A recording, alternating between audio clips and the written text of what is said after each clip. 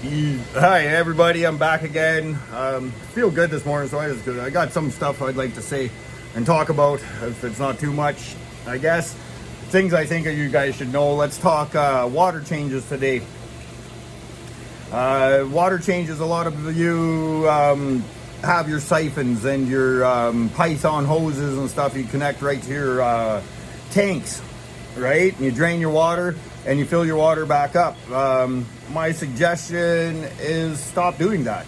The reason why we don't want to do that is most municipalities will have, they put chemicals in our water, which they call, I'm pretty sure it's chlorine and calamine, and they put that in the water so life cannot form in our water pipes.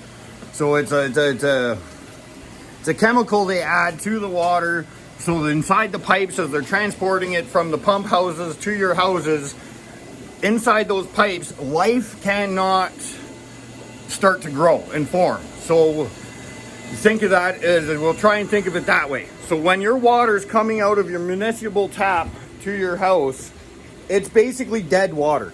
There's no life in that water. It's dead water, right?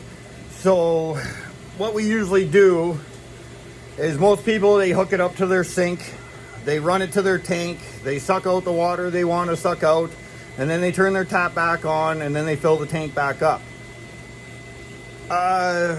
My suggestion for that is to stop doing that. Get yourself a secondary container somewhere, a big garbage can, a tote, buckets, whatever it might be. Add your top up water and your water change water to those containers first. Don't just give it to your fish, because think of it this way. You take all this water out, you put all this water in, we add our dechlorinator to our tank, right? But that dechlorinator that we're adding is a chemical. The purpose of that dechlorinator is to remove the chlorine and the calamine from the tap water from the city. So that water that comes in is dead water. We add that to it. What happens is that chemical then from our dechlorinator helps bind to the chlorine and calamine, pushes it to the surface, and it removes it through the surface of the water. The only way that gases release from the water is the surface of the water. That's why surface aeration is one of the most important things for your tank, because that's what helps gas exchange through the water, right? Is your surface agitation on the water. So let's get back on topic here. Now, we're adding our chemical to our water. We're adding our tap water to our water. Those two chemicals, they don't just react instantly. It takes them a moment to react and activate and do what they need to do and release out of the top of the water. So what can happen is you go and do your water changes, and you notice your fish are struggling a little bit after. They're acting funny and stuff like that. And if you think of it this way, they should be. Because what you just did was you just threw a bunch of chemical into there for your dechlorinator. Then you poured the tap water in there, which is all chemical. It's poisonous to the fish right off out of your tap. So you're basically pouring a big cloud of poison into that tank. And then you're waiting for your chemical reaction to happen from your dechlorinator in that same tank where you have your fish, right? So you imagine that's probably causing the fish some stress and possibly burning their gills and causing skin irritation and all this stuff, right? So my suggestion is to get the other bin, because now you can take that water and your dechlorinator into that bin, put it into that bin, add an aerating stone for surface aeration to help that gas exchange and the release of these chemicals, and let that cycle like that for a little bit.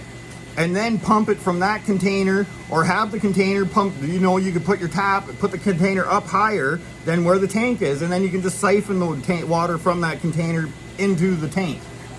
But that way, in the container, you give that chemical reaction time to react to each other and then remove itself from the water, so you're not just throwing a bunch of poison into the tank, waiting for the reaction to happen for it to be okay. So I think I might have explained that the way I was hoping to.